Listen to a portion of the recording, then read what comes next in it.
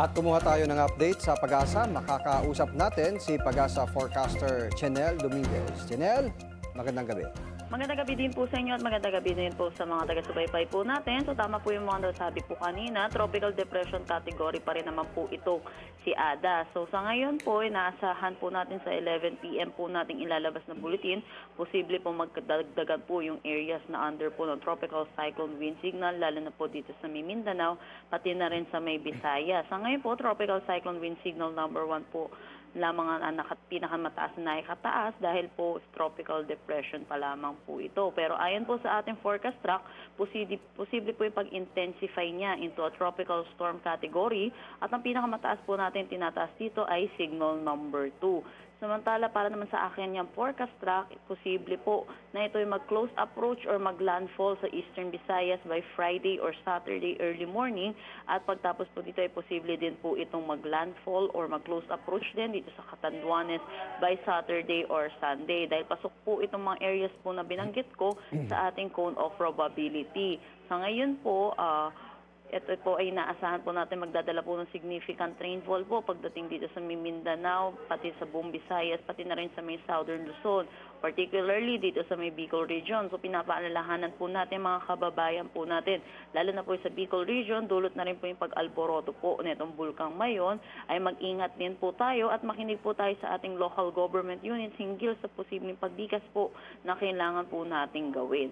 At yan po muna latest dito sa Pag-asa Weather Forecasting Center. Chenel Dominguez po, magandang gabi. Chenel, Yes po. binanggit mo by Saturday, medyo lalapit siya sa may bahagi ng Catanduanes. Ibig sabihin, nandyan siya sa Bicol region. Yan ba yung oras o araw na magdadala siya ng mga pag-ulan? Or bago pa siya makarating dyan ay magpapaulan na siya dyan sa Bicol region?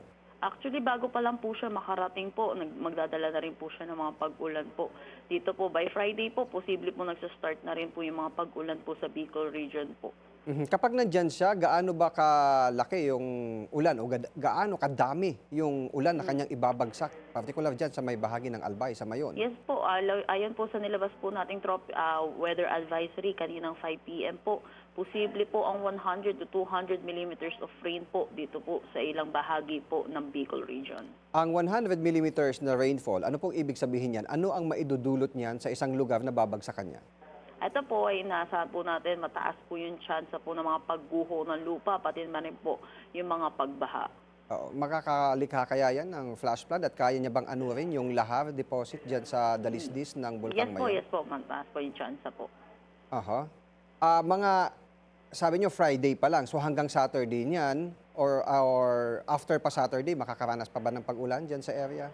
Yes po, after pa po ng Saturday, habang papalayo din po ito ng ating PAR, dahil po rin sa posibleng paglawak din po ng kaulapan po nitong bagyo, yun po, posible din po siya magdala ng mga pag-ulan pa po. Kahit palayo na po siya, pag malawak pa rin po siya, magdadala pa rin po ito ng mga pag-ulan. Anong advice po ng Pag-asa sa ating mga kababayan dyan sa may Albay, partikular yung mga nakatira sa palibot sa dalisdis ng Bulkang Mayon? Ayun po, sana po nag-start na po tayo maghanda po dahil na rin po dito sa bagyo pong si Ada na nakikita din po natin yung malalakas na pag-ulan po na dala po nito ni Ada. So, makinig po tayo sa mga local government units po natin. Okay, maraming salamat sa iyong update, Chenel Dominguez.